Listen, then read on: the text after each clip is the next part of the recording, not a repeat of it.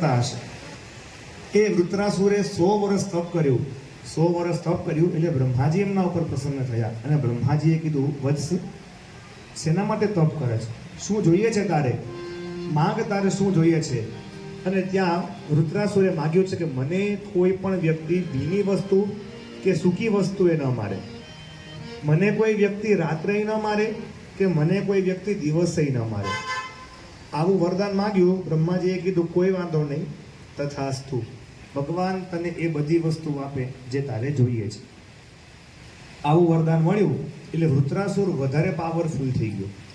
આવું વરદાન તમને અને મને મળે તો શું માગીએ, મને ન કહેતા, મનમાં જ રાખજો. ભગવાન તમને આવીને કહે કે બેટા માંગ.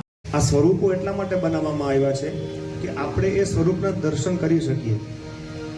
સતત 3-4 કલાક સાંભળીને આપણી આંખો ઘેરાવા માંડે.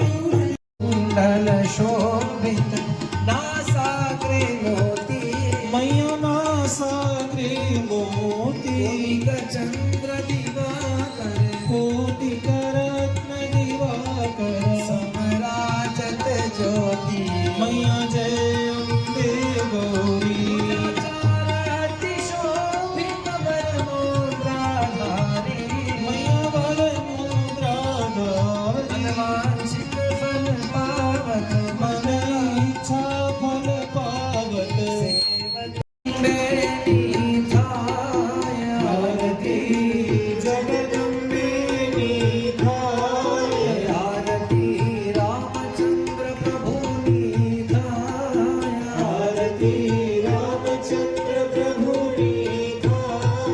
છે એટલો સમય પાર્વતી માતાએ બ્રહ્મચર્ય વ્રતનું પાલન કરેલું હતું. એટલા માટે એ યજ્ઞ કેવી રીતના કરાય, અમે તો એવું સાંભળ્યું છે કે સૌથી શ્રેષ્ઠ દેવ તો વિષ્ણુ છે. એ સાચું છે કે ખોટું છે?